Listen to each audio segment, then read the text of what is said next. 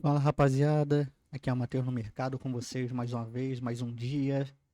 E vamos para o dia 16 de 3 de 2026. Na verdade 17, né? Porque já que a gente opera um mercado internacional, o nosso fechamento é de acordo com o dia deles lá e, enfim, já passou de meia-noite para lá. Enfim, sem mais delongas, a gente vai estar dando uma olhada aqui no ouro. Olha o que a gente está olhando diariamente aí. Ontem eu fiz um fechamento legal falando do ouro e a gente vai dar continuidade aqui.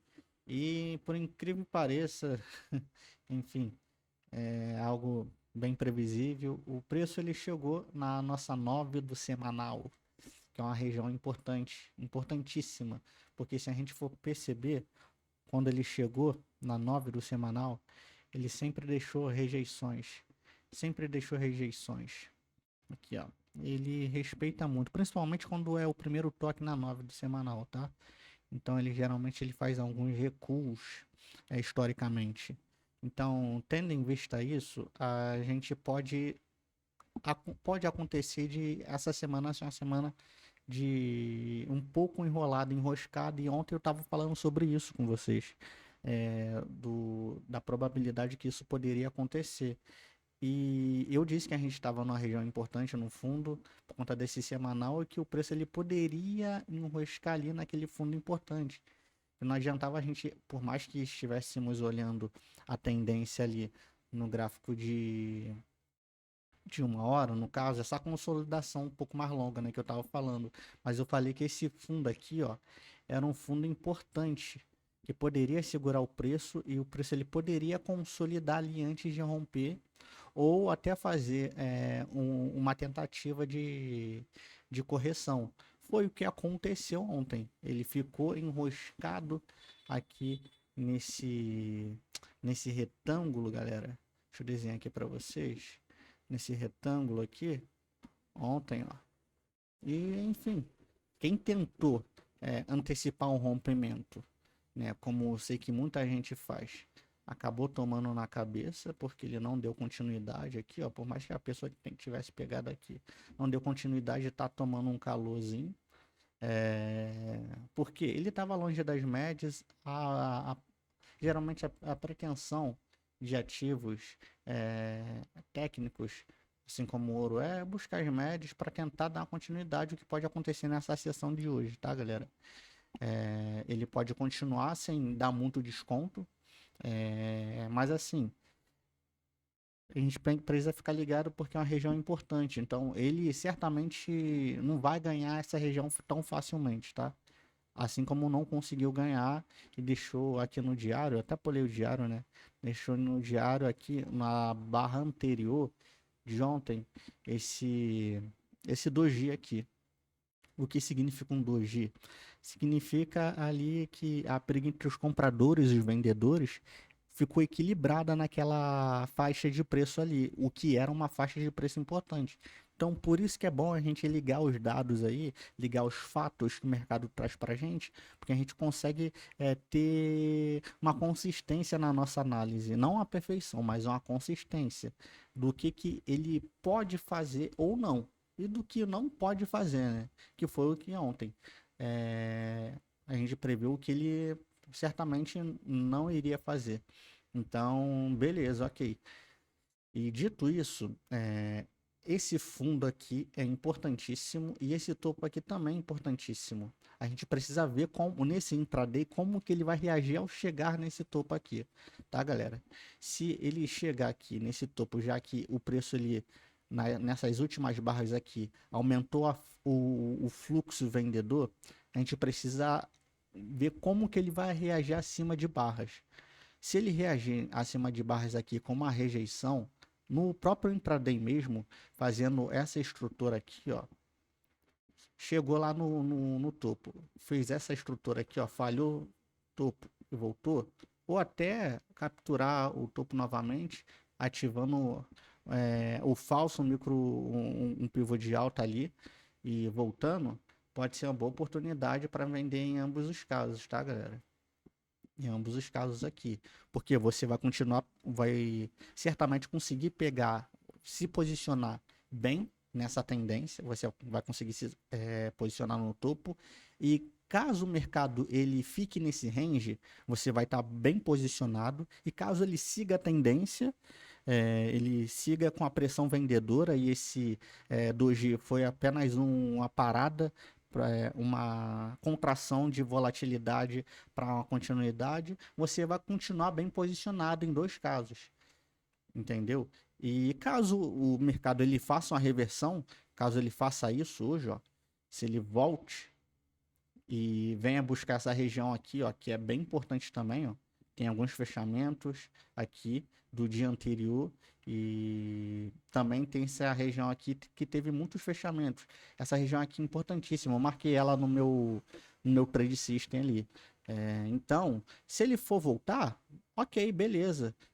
Ele certamente vai ativar um pivôzinho ali, vai fazer o rompimento lá nos 10 minutos e numa hora também desse caixote aqui, entendeu?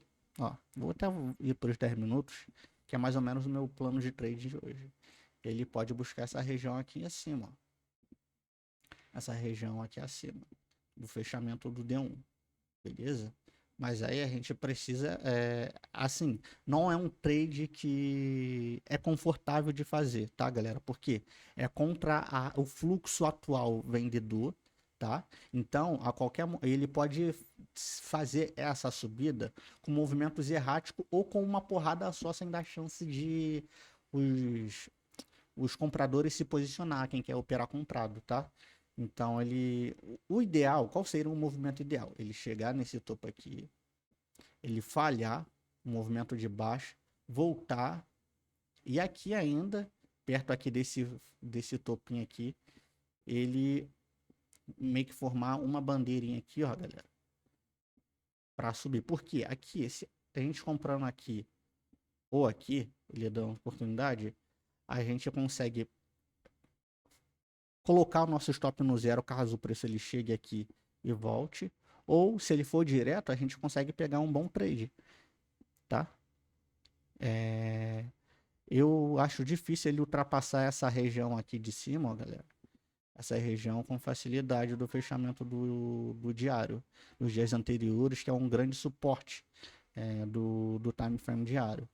Então, essa região é importante que a gente vai observar, que pode acontecer hoje se o preço tentar acelerar ou não. Isso, galera, eu estou citando um cenário que pode acelerar o preço, mas pode ser que o preço ele continue nesse caixote aqui, galera. E se o preço continuar nesse caixote aqui, ó, ele vai fazer pegadinha aqui para quem quer operar vendido, entendeu? Ele vai tentar fazer, mas por isso que eu falei com vocês. Tentem se posicionar, se for se posicionar vendido, aqui no topo. Por quê? No pior cenário, você, beleza, toma um stop ali se ele for tentar uma continuidade, o que se o preço ele permanecer em continuidade, ele vai falhar novas máximas, ele certamente não vai tentar ficar fazendo pivôs ali, ativando pivôs. E talvez você consiga um trade de lateralidade ali, se posicionando no topo. Então, em mercados laterais, quando ele geralmente mostra um contexto para a gente mais enrolado, nós precisamos pensar qual seria o local mais favorável de nós nos posicionarmos, porque isso vai acabar ajudando a gente a não ficar enroscado. Porque se eu tentar procurando pivô aqui no meio, ó, aqui no meio até para baixo, ó, eu tenho a probabilidade muito maior de, se o mercado enrolar, eu tomar N stop antes de pegar o movimento certo, tá? Ah, Matheus, e se ele cair? Simplesmente ele continuar essa movimentação aqui vigente. Cair. Galera, se ele cair diretão, eu não vou fazer nada. Dá para fazer, entendeu? Dá para você especular vendido uma tentativa de rompimento, mas eu não me sentiria à vontade de fazer isso perante todo o cenário que eu já mostrei para vocês ali no gráfico diário e semanal, tá, galera? É uma região complicada, então, porque você não quer tomar stop? Não, galera, não tem importância tomar stop, sendo que eu preciso respeitar estruturas de mercados ali. O mercado está vendedor ali, então para eu poder vender, já que eu não consegui pegar essa venda aqui, ó, enfim, em outro cenário, até porque não estava na minha sessão operacional, eu preciso esperar um desconto que seja factível de acordo com a estrutura que o mercado ele desenhar para mim. Beleza, galera? Então é mais ou menos isso. Esse é o cenário dos 10 minutos aí que eu estou mostrando para vocês aqui. O cenário do uma hora eu já desenhei para vocês aqui. Ah, outra coisa também, que eu esqueci de dizer. Essa média de 50 aqui, o que é a média de 50, galera? A média de 50 é como se fosse uma espécie de paraquedas reserva. É o último suporte, é, é o último suporte ou resistência dinâmico que segura o preço numa tendência vigente. Se o preço ele ganhar essa média de 50 aqui e fazer estruturas altistas, certamente a gente pode entender-se que a tendência vigente, ela, pelo menos, ela perdeu grande força ou ela simplesmente vai deixar de existir em breve, tá? Então, é bom a gente também prestar atenção nessa média de 50, que é aquela região ali dos 10 minutos que eu falei com vocês. Uma região que é importante para a gente no dia de hoje, principalmente nesse cenário aqui na nossa seção operacional, cujo estão essas duas linhas aqui, tá, galera? E também tem uma linha de tendência de baixa aqui, ó, que pode auxiliar a gente. Então eu tô com um viés vendedor para essa sessão aí, vamos ver como é que vai ser, tá? É... No mais, é isso aí, galera. Vou interromper o vídeo aqui antes que fique muito longo. Tenha boas negociações aí. Abraço.